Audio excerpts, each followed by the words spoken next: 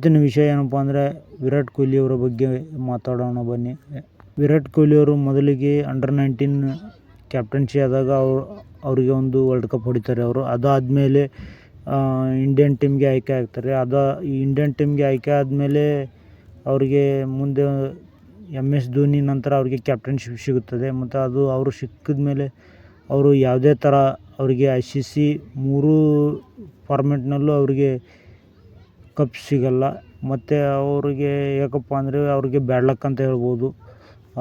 World cup ಸೆಮಿಫೈನಲ್ವರೆಗೂ ಹೋಗಿ Australia ವಿರುದ್ಧ ಸೋತೈತಿ India. ಮತ್ತು ಅವ್ರ ಜೀವನದಲ್ಲಿ ಅವರಿಗೆ ಎಲ್ಲ ಸಿಕ್ಕಿದೆ, ಭಗವಂತನ ಆಶೀರ್ವಾದದಿಂದ ಅವರಿಗೆಲ್ಲ ದುಡ್ಡು, ಹಣ, ಅಂತಸ್ತು, ಆಸ್ತಿ ಎಲ್ಲ ಸಿಕ್ಕಿದೆ.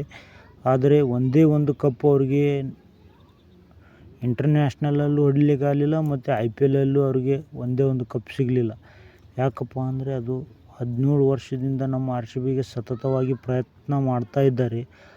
ಆದರೂ ಅವರಿಗೆ ಕಪ್ ದೊರಕಲಿಲ್ಲ. ಯಾಕಪ್ಪ ಅಂದರೆ ಅದು ಬ್ಯಾಡ್ ಲಕ್ ಅಂತ ಹೇಳ್ಬೋದು ನಮ್ಮ RCB ಫ್ರಾಂಚೈಸಿಗೆ ಹಾಗೂ ವಿರಾಟ್ ಕೊಹ್ಲಿ ಅವರಿಗೆ ಅಂತ ಹೇಳಕ್ಕೆ ಇಷ್ಟಪಡ್ತೀನಿ.